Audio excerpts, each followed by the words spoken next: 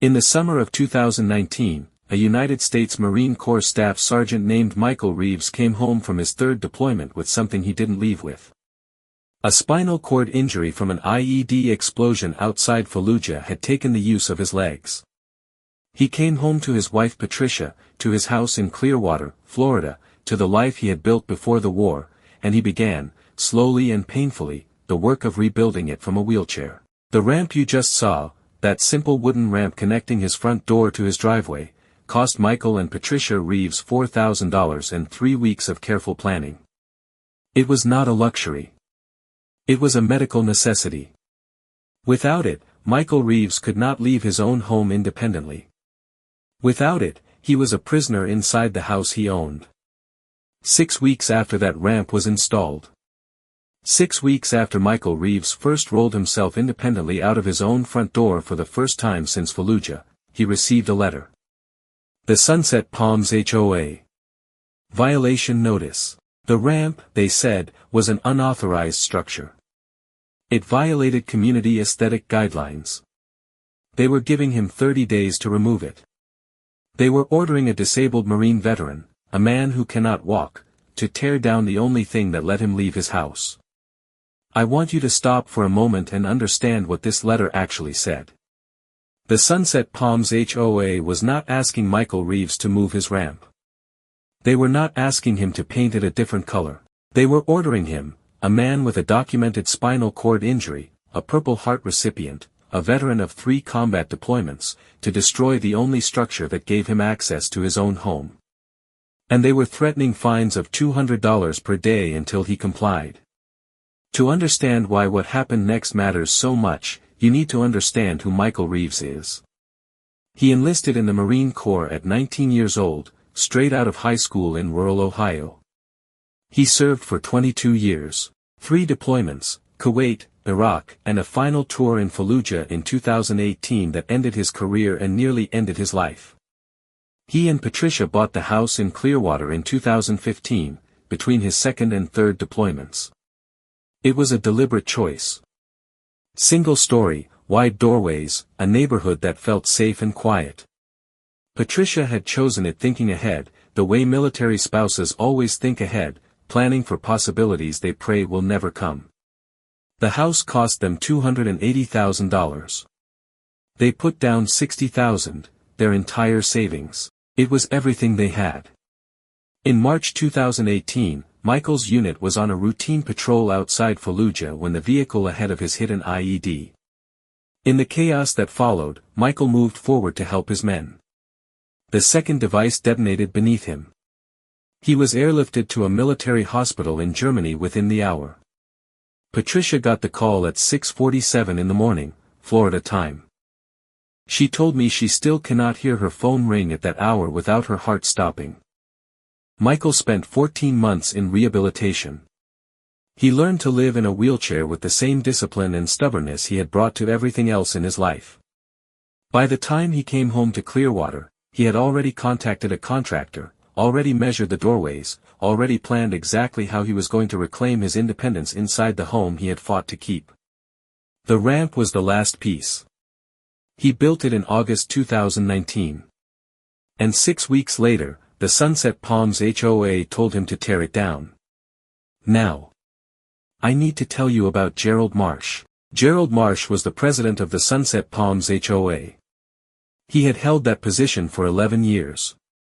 In those 11 years, Marsh had become the kind of HOA president that entire neighborhoods whisper about, the kind who measures grass height with an actual ruler, who photographs violations from his car, who sends certified letters for a trash can left out 1 hour past pickup time. He was not running a community. He was running a kingdom. And in his kingdom, Gerald Marsh's word was law. When Michael Reeves built his wheelchair ramp, Gerald Marsh saw it from across the street. According to neighbors who later testified, Marsh stood in his driveway, looked at the ramp for a long moment, and then went inside. 2 days later, the violation notice arrived in the Reeves mailbox. Michael told me he always believed it was personal, that Marsh had been looking for a reason, any reason, and the ramp gave him one. But what Michael didn't know yet, what nobody in Sunset Palms knew yet, was that Gerald Marsh had a secret. And that secret would eventually destroy him. Michael's first response to the violation notice was not a lawyer. It was a letter. He sat at his kitchen table, and he wrote a 4-page response to the Sunset Palms HOA. In that letter, he explained his medical condition.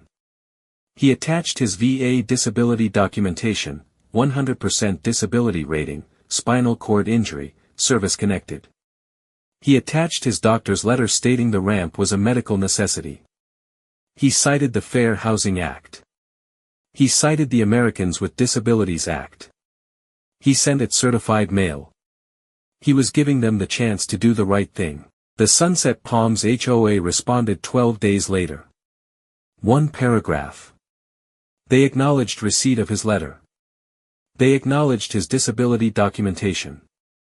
And then they informed Michael Reeves that the Americans with Disabilities Act does not apply to private homeowners associations in the state of Florida, that the Fair Housing Act reasonable accommodation request required board approval which had been denied, and that the violation notice stood. He had 18 days remaining to remove the ramp. He called Diana Vasquez. Diana Vasquez was a civil rights attorney in Tampa who had spent 15 years fighting housing discrimination cases. She had handled Fair Housing Act violations, ADA compliance cases, and she had a particular reputation for cases involving disabled veterans. When Michael explained the situation, she asked him 3 questions. Then she said, "Mr. Reeves, they made a mistake. A very expensive mistake. Here is what the Sunset Palms HOA did not understand, or chose to ignore. The Fair Housing Act absolutely does apply to homeowners associations. Under the FHA, a disabled homeowner has the legal right to make reasonable modifications to their property for accessibility purposes. A wheelchair ramp for a paraplegic veteran is the textbook definition of a reasonable modification. The HOA's claim that the FHA did not apply was not just wrong, it was demonstrably, documentably, legally wrong. And they had put that claim in writing and sent it certified mail.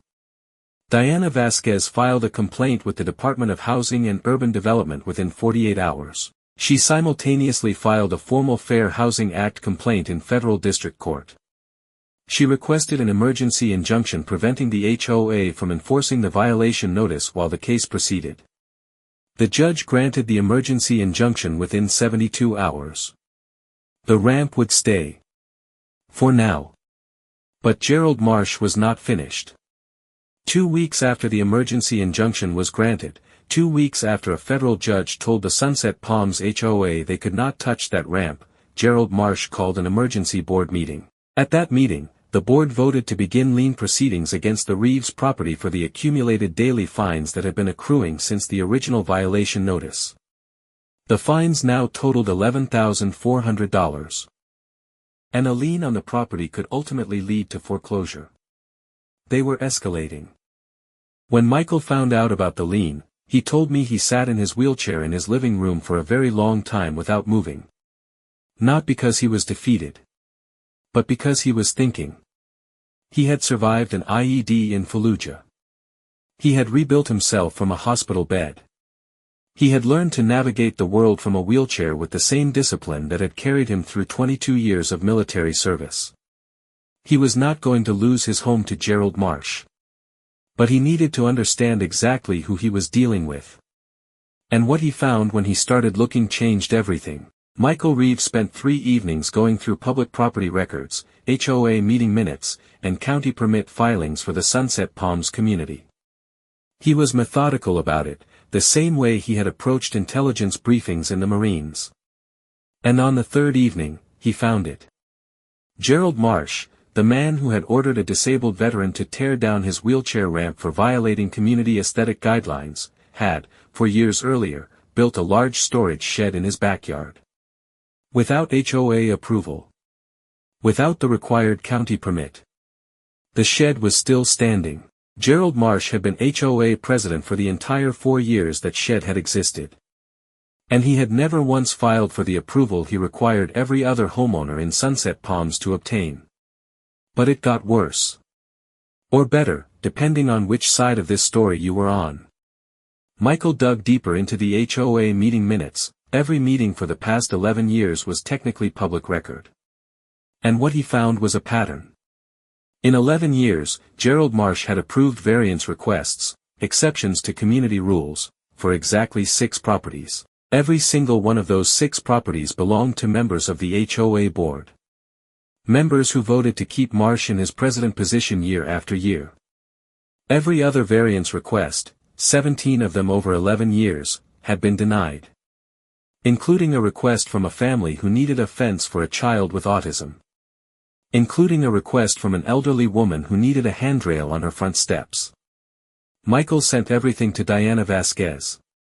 All of it. The shed permits. The variance approval pattern. The 11 years of meeting minutes. Diana called him back within 2 hours, and she said something that Michael told me he will never forget. She said, "Michael, this is no longer just your case. This is a federal civil rights pattern of discrimination. You just handed me a class action lawsuit." Diana filed an amended complaint with the Department of Justice Civil Rights Division. She contacted 8 other homeowners in Sunset Palms who had been denied variance requests over the years, the family with the autistic child, the elderly woman with the handrail, 3 others who had been fined for minor violations while board members were never touched. Every single one of them agreed to join the complaint. And then Diana did one more thing. She filed a formal complaint with the Florida Department of Business and Professional Regulation, the state body that oversees HOA boards. Because in Florida, an HOA president who selectively enforces rules for personal benefit can be removed and prosecuted. The case made local news first. A Tampa Bay television station ran the story, "Disabled Marine Veteran Ordered to Remove Wheelchair Ramp." The story was shared 40,000 times in 48 hours. National veteran organizations picked it up. A veteran advocacy group with 2 million members on social media posted Michael's story. Congressional offices began calling Diana Vasquez's office. And then something happened that nobody expected. A journalist started digging into Gerald Marsh's background. And what they found was the second twist. Gerald Marsh, HOA president, rule enforcer, the man who had spent 11 years demanding perfect compliance from every homeowner in Sunset Palms, Gerald Marsh had, in 2016, been sued by his own previous HOA in a different county. For the same thing. Selectively enforcing rules. Retaliating against a homeowner who had complained about his leadership. That lawsuit had been settled quietly, out of court, with a non-disclosure agreement. Marsh had moved to Clearwater shortly after. And within 2 years, he was running the Sunset Palms HOA with the same playbook he had used before. Nobody in Sunset Palms had known. Until now. Diana Vasquez received the journalist's findings at 9 in the morning on a Thursday. By 11 that morning, she had filed a supplemental complaint. By 2 in the afternoon, the Florida Department of Business and Professional Regulation had upgraded their investigation to a priority case. And at 4:30 that same afternoon, Gerald Marsh's attorney called Diana's office for the first time. He wanted to talk about settlement. Diana Vasquez did not take the first settlement call. Or the second. She told Marsh's attorney that she would be ready to discuss settlement when the HOA had received the full scope of what they were facing legally. She wanted them to sit with it. To understand the weight of what they had done. The federal FHA complaint. The DOJ civil rights pattern investigation. The state regulatory action. The class action from 9 homeowners. The national media coverage. The congressional attention. She wanted them to feel every single pound of that weight before she walked into a room with them. While Diana prepared for settlement negotiations, something was happening in Sunset Palms that nobody had planned for. The neighbors were talking. For 11 years, people in that community had lived under Gerald Marsh's rule, afraid to push back, afraid to fight, accepting fines and violations because fighting back seemed impossible. Now they were watching Michael Reeves fight back. And they were remembering things. The family whose variance for the autistic child's fence had been denied. The elderly woman whose handrail request was rejected. A young couple fined repeatedly for a wind chime. A homeowner fined for a welcome mat that was 2 inches outside the approved placement zone. They all started coming forward. 32 days after Gerald Marsh's attorney made his first settlement call, Diana Vasquez agreed to meet. The meeting was held in a Tampa conference room. On one side of the table, Diana Vasquez, Michael Reeves, Patricia Reeves, and representatives from the 9 other plaintiff families. On the other side, Gerald Marsh, 4 HOA board members, 3 attorneys, and a representative from the HOA's insurance company. Michael told me that when he rolled his wheelchair into that room, Marsh looked at him for the first time with something other than contempt. He looked afraid. The settlement negotiation took 4 hours. Diana Vasquez did not move on her core demands. Not once. When Marsh's attorneys pushed back on the damages figure, she opened her laptop and pulled up the DOJ investigation file. When they argued about the scope of the injunctive relief, she pulled up the Florida regulatory action. Every time they tried to reduce what their client owed, Diana added something to the pile. Michael told me he barely spoke during those 4 hours. He didn't need to. Diana Vasquez was the most terrifying person in that room. And she was on his side. The settlement agreement was signed at 6:17 in the evening. The Sunset Palms HOA was required to immediately withdraw all violation notices against the Reeves property. The lien was to be removed within 72 hours. The HOA was required to pay Michael and Patricia Reeves $380,000 in damages, legal fees, and emotional distress compensation. Gerald Marsh was required to resign from the HOA board immediately and was permanently barred from serving on any HOA board in the state of Florida. The 6 other plaintiff families received a combined settlement of $240,000. And the HOA was placed under state supervision with mandatory fair housing training for all board members. But the story does not end in that conference room.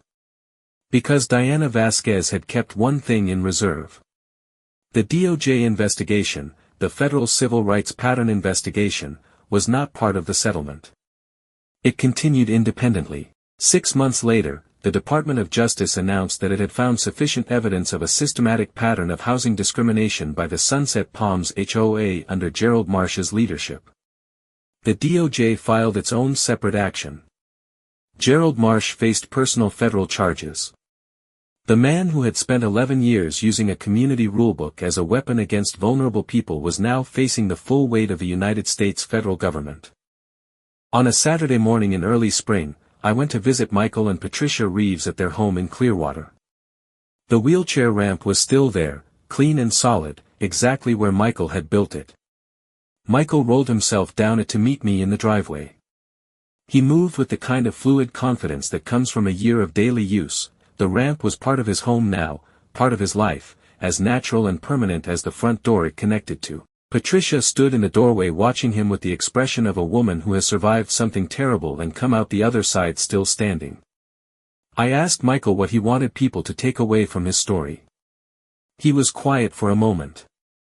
Then he said, "I didn't fight the HOA because I was angry.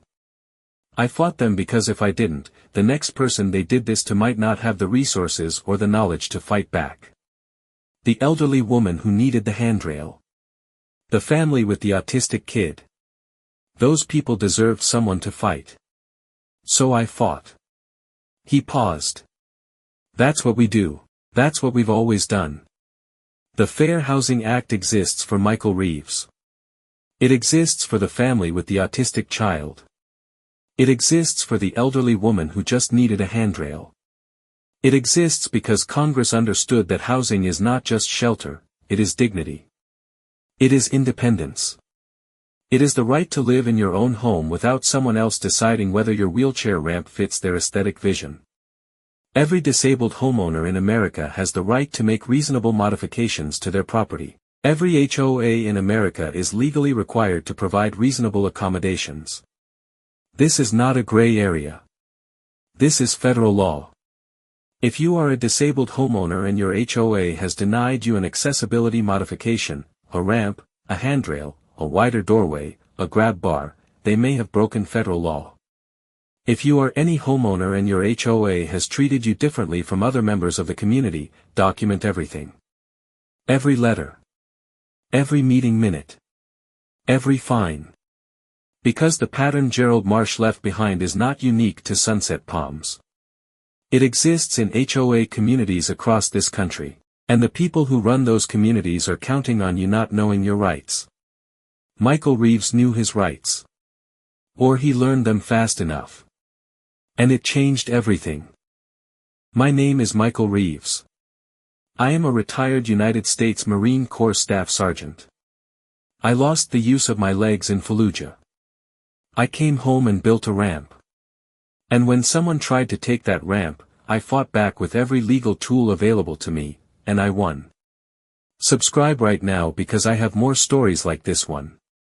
Stories of homeowners who fought back. Stories of HOAs that overreached and paid the price. Stories of the laws that exist to protect you, that you may not even know about. The next story might be about someone in your neighborhood. Or it might be about you. Hit subscribe, hit the bell. And leave a comment. Did you know the Fair Housing Act protected disabled homeowners from HOA discrimination? Tell me below.